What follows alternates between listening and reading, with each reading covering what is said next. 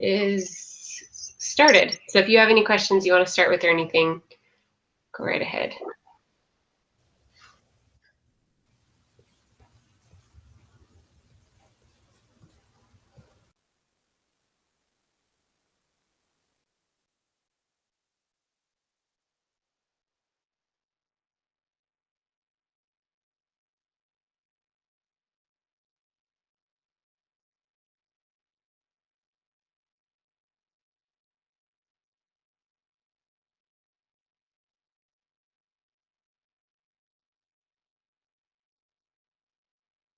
I can start with something. Sorry, I'm trying to remember what I had put. So when they were talking about I know you're so mad. In the teaching handbook with the church, I thought that was super, like all the sections we read in that, I loved reading that because I teach the youth Sunday school in our ward, and it's like super hit or miss. So I teach, 12 to 18, and it's like I wrote this in my outline. Like I have in the same class, I have like the bishop's daughter and the young men's president's son, and then we have like these two siblings from Nigeria that just got baptized like last summer, and another kid who just lives with a single mom and only comes like once or twice a month. And we just have like a super diverse group, and they all have a lot of different needs, and just are all on a lot of different levels. So it can be hard sometimes to teach, to each level, and hard to know if I'm getting across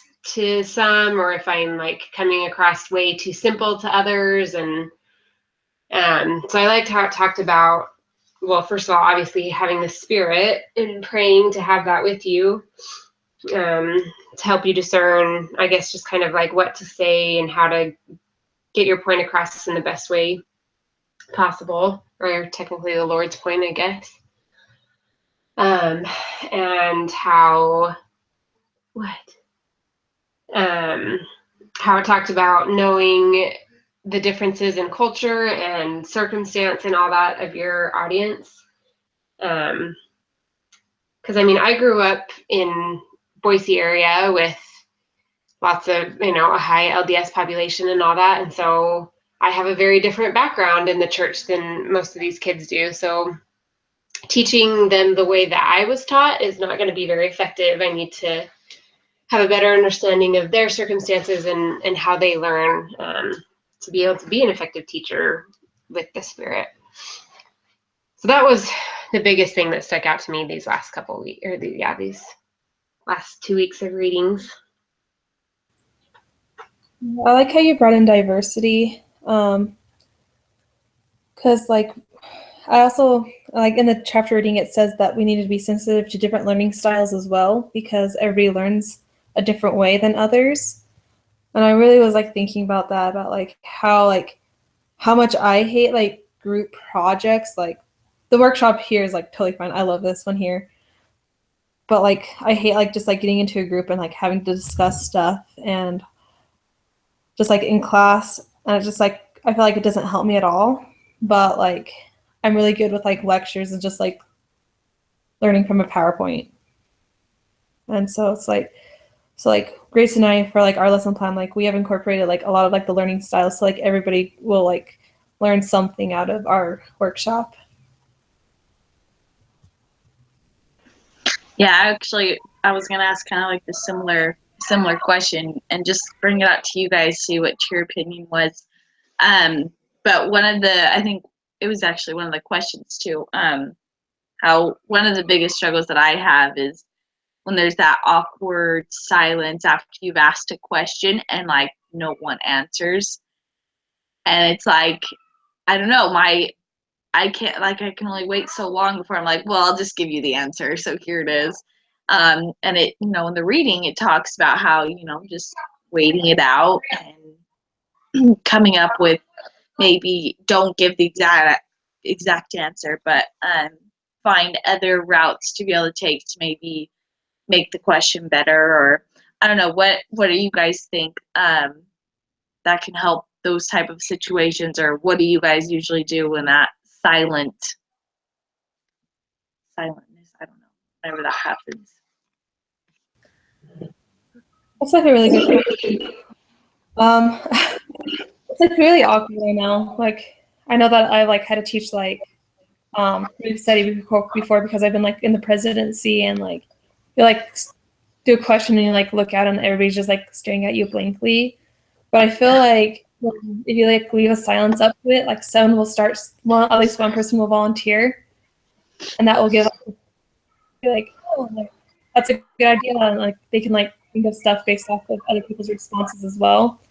So I think if you like wait for at least like one person, or like I feel like you can also call on someone that you feel like would be comfortable enough being called on. That works as well. From that, like the class will feel more comfortable like discussing. Yeah. Yeah, so I definitely have that issue, especially in this class that I teach, because they're just all really quiet and kind of shy. So it's like I'll ask a question, they all avoid eye contact actually, and just all like stare at the floor. And I am really bad to just be like, okay, well, what about this?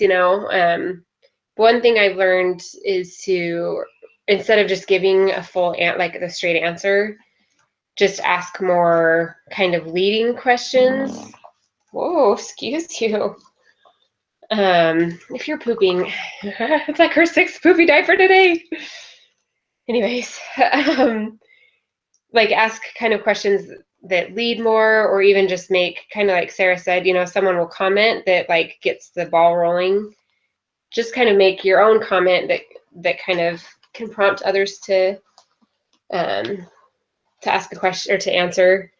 And we actually in this class last week, one of the suggestions was to have them read these scriptures and then draw on the board like the learning principle they found in it.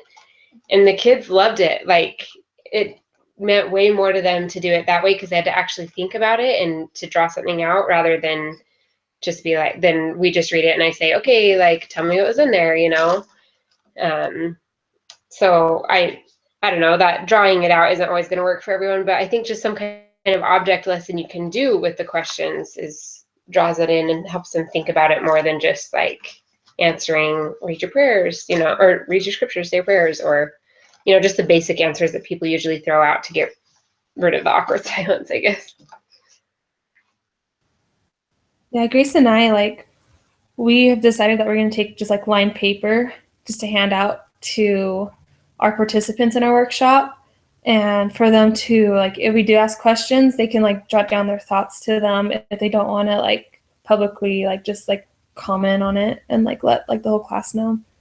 So I feel like as long as like they're thinking about it and like writing it down or like just like writing what they want to do down, that your question has been accomplished. That's a smart idea, actually. Not a bad idea.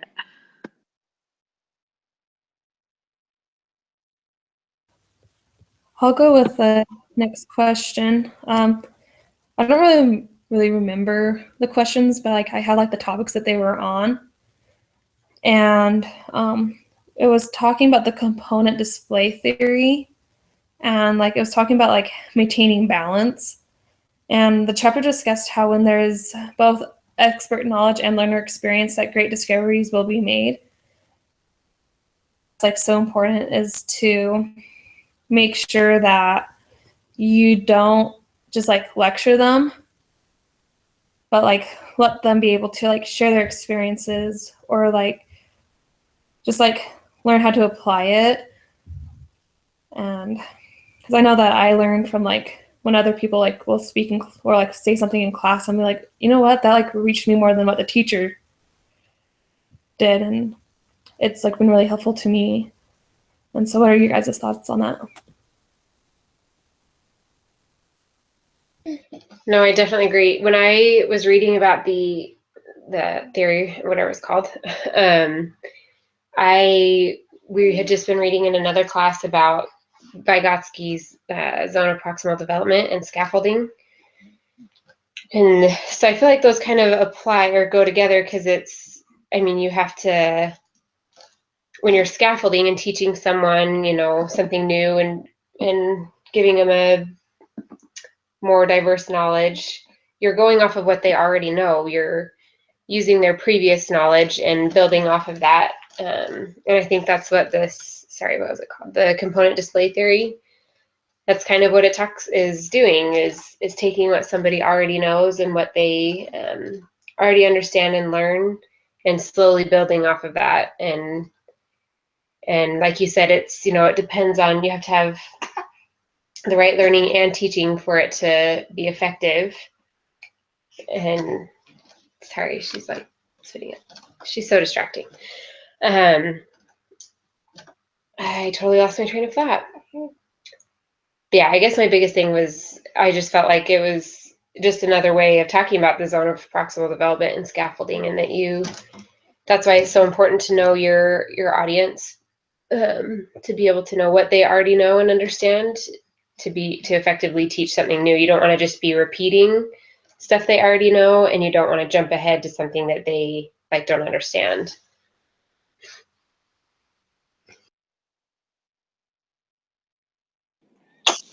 And I think I really like how, you know, that's why it's almost so important we as teachers don't butt in on some things, because a discussion can go so far, and like we can learn so much just as a, you know, just as a group. Like Sarah was talking about how she sometimes the best things you learned was from the other people.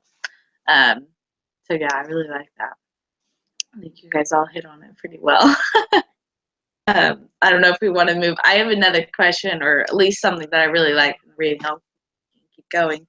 It was from the CES, the manual, and it just said, the quote was like, readiness is a condition of the heart as well as the mind. And I don't know, that kind of made me think of it in a different way, because sometimes we think of being ready as, you know, it's a hassle. It kind of feels like it's more of a mindset rather than, I always took it as a mindset, like I have to do this and this and this and this. But by maybe taking that readiness, and, you know, I remember my mom, whenever she had like a talk or anything, she'd start like weeks in advance. Obviously it was like for those huge talks. But she'd always start like so far ahead. I'm like, why do you need to start so far in advance? Like, you have so much time. And now I realize, I'm like, you know, she was making it more of a condition of heart rather than a mind. And she was able to put it into her heart rather than just something that she knows she needed to do. So I don't know if that even made sense, but just having it in your heart rather than, so the quote basically describes the whole thing. No, I really like that, because I think that's a problem that a lot of teachers probably run into, is it's just like, okay, I have to teach this class, or I have to teach this lesson. It's just 1 hour. I just need to get it done and get it out of the way, you know, and it's more a matter of, like, I think that we want to be effective in our talks and our lessons, and you know, it's especially if it's not like you're, you know, if you're not a family life educator as a career, you have other things going on, and it just is like 1 hour out of your week that you have to do this. So I think a lot of times you just see it as more of a thing to get done, like a chore to accomplish, rather than, you know, being something that's going to make a difference and help people and all that kind of stuff. So I think, yeah, making it, you know, letting it sink in and helping yourself to realize that this is more than just a 1 hour lesson or a 15-minute talk, or, you know, you're trying to make a difference in people's lives and trying to teach them something. And I think that's going to, first of all, I think that can invite the spirit, whether you're in church or in a workshop like we're teaching, or even teaching someone who isn't religious. I think you can definitely still invite the spirit, or, you know, invite them to have an open heart, an open mind to learn. Even if they don't believe in it, the spirit can still touch them. But it's not going to do it if you as the teacher aren't fully in it. If that makes sense. Yeah, I really liked what you said, Caitlin. Just like bringing the spirit into wherever you teach. I know it's probably going to be harder for you guys. I don't know what your guys' plans are, but for like participant wise, but just like going in with like a prayer in your heart can like really help just like bring the spirit in. And I feel like when you're like defending and standing up for the family, that's somewhere that the spirit can dwell. And Chris and I have talked about like how we're going to open our workshop up, because we're doing it on campus and like dedicated buildings already. And like we discussed, we're going to start ours with a prayer to invite learning and just like invite like learning and like how and like help them learn how to apply it into their lives. And an important aspect is to really bring the gospel and the spirit into the classroom, since it's going to be BYU Idaho students.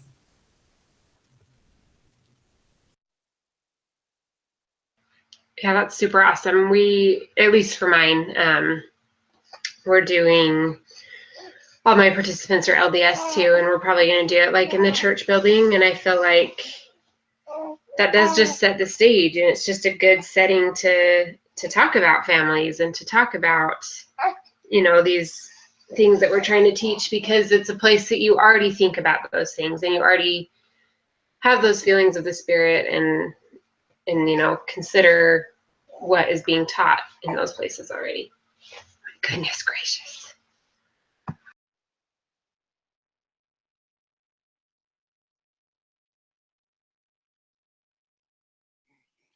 Yeah, I mean, going along with that, I think I love how in the handbook it reminds us to have like to remind us that the Holy Ghost is the main teacher, no matter who the audience is, and having him as the teacher is just gonna make it go such a far way. Sorry. Yep, my kid's just as crazy.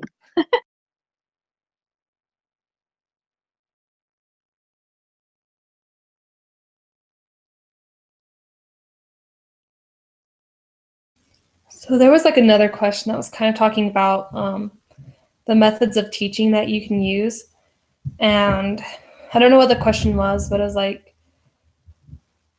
but I wrote like one thing that I could like really use in like our lesson plans, and it was like the use of visuals. And I think visuals can include anything such as pictures, videos, just anything along those lines. And Grace and I thought it would be really fun, just as like a cute decor, is since ours is transition to marriage, is to bring like our pictures of our wedding day to like set up in the front of the classroom, just so we can have be like, this is such like a great time, and like everybody loves looking at other people's wedding pictures. So we thought that would be like a really great introduction. And then like we're using like videos of like movie clips, just like demonstrating some of the topics that we were teaching. And just wondering what you guys had in mind for yours.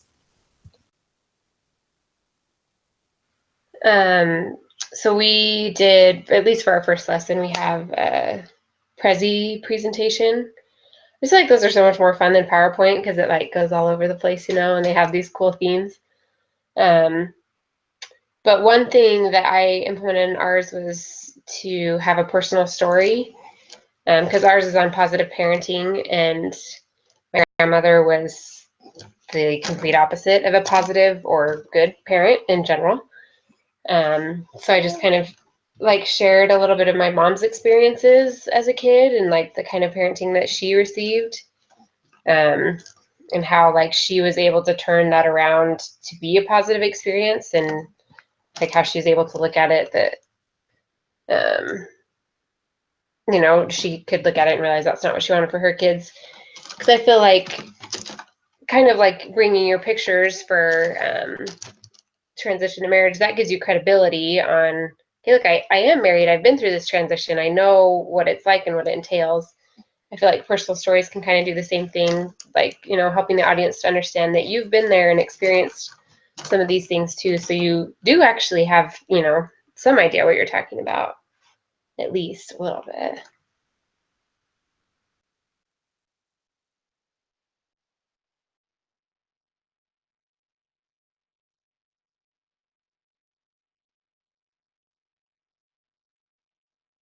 Yeah, I mean, some things that I like wanted to include because we broke it up where Caitlin's gonna be doing like the first two and I'll be doing the last two. So, but I just loved how with each part that Caitlin added in, I was able to like understand it still and still be able to use it for my presentation. So, I'm hoping to be able to turn mine into like more of a family home evening lesson and then being able to apply it into those like the running out of everything is just working out so great. So I don't know. I think it'll turn out really good.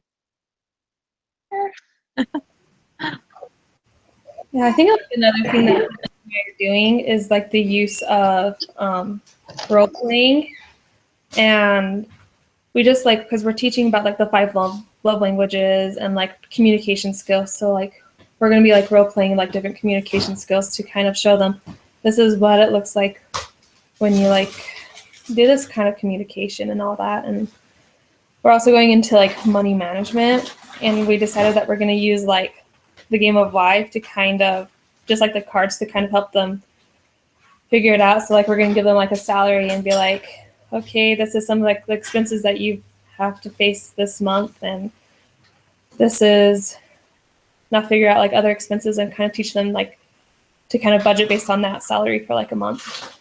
And we thought that would be a fun activity for them to kind of be like, oh, we need to learn how to like control money and know what we have to spend. Yeah, I feel like I want to go redo my whole lesson plan now. That sounds like such a good, fun idea.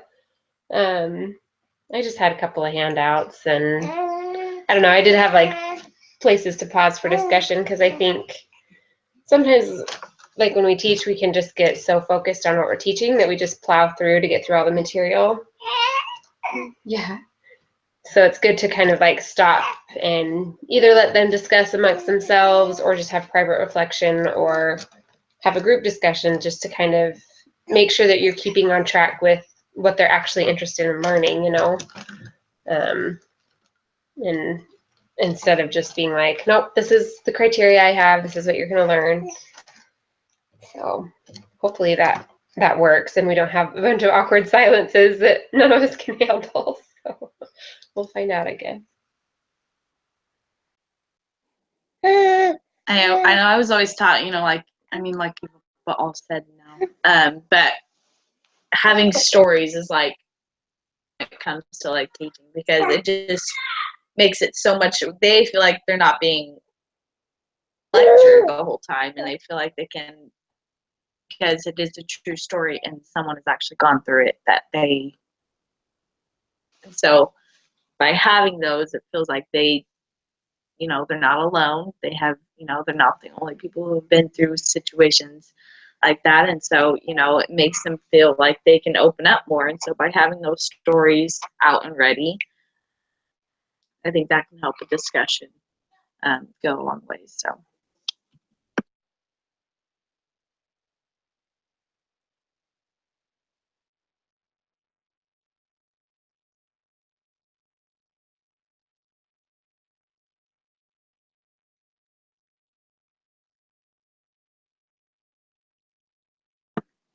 I'm not sure what other questions we want to keep doing. I'm not even how long it's been. So. Sorry, there was one.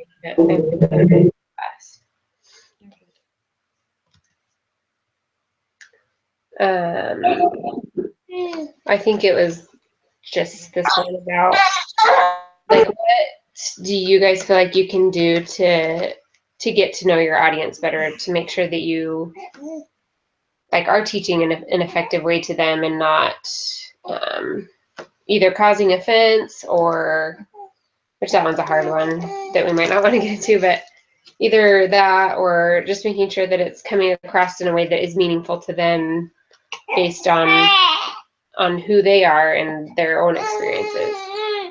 Like, how do you think, I don't know, what's the best way to go about that short of having, sitting down and having 15-minute one-on-one time with them to figure out each person,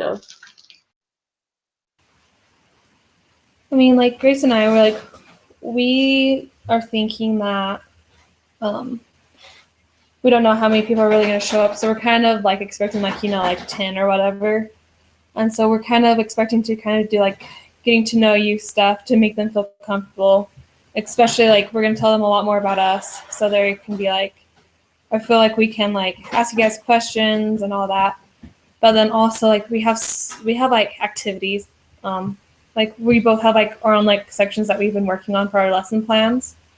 And so like for like the love languages, like we want them to figure out what their love language is, and we hope they're coming with like their fiancés or significant other. And so really getting them to talk about like what their needs are in their going into the marriage and like what they're expecting from it, and like really working with them to like kind of be able to confide in one another and kind of build that relationship more than like the relationship between like us and them.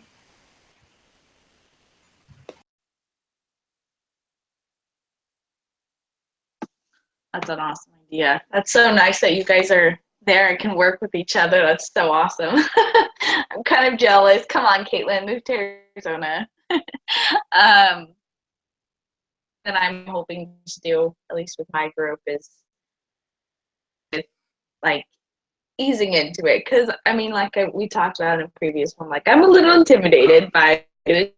It's like I feel like to start out with like, hey, we're gonna have eating food, because that always brings out the less nervousness, and just like communicating just each other and better connected. And so I'm hoping that just being there as women and being there as wives and as mothers own connection, because that's the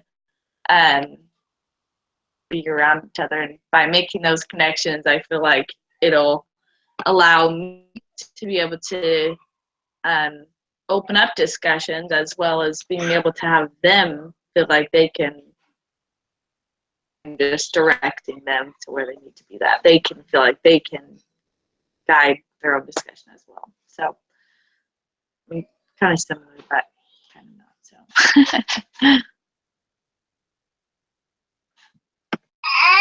Yeah, I definitely like the idea of food. First of all, it's pretty much not an LDS gathering unless there's food, right?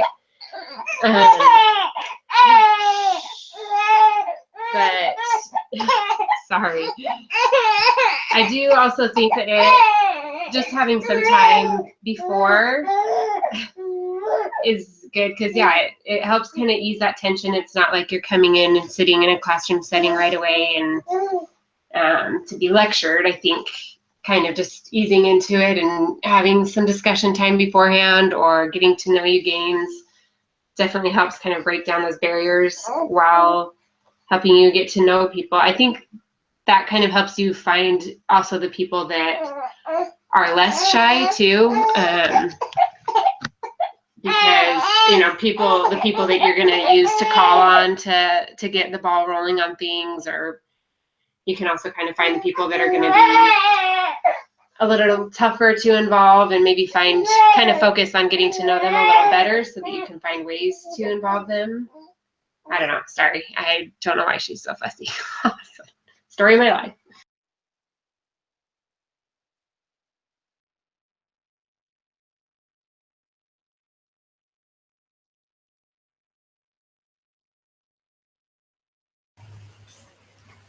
Yeah, I like that idea of food. We talked about doing like a break like halfway through, because we're going to do like 2 hours each. And so we're thinking of doing like a halfway point where like they can go get food and where they can like socialize then and there and like get to know one another. Yeah.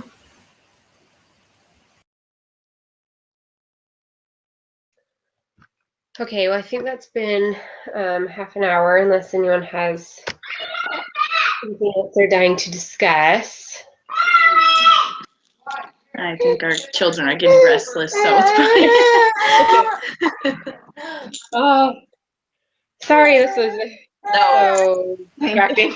My husband works till midnight on Mondays and Tuesdays, so it's such fun long days. I love it. But also, my Grace texted who texted me and said that her baby was sick. Sorry, I'm gonna stop the broadcast.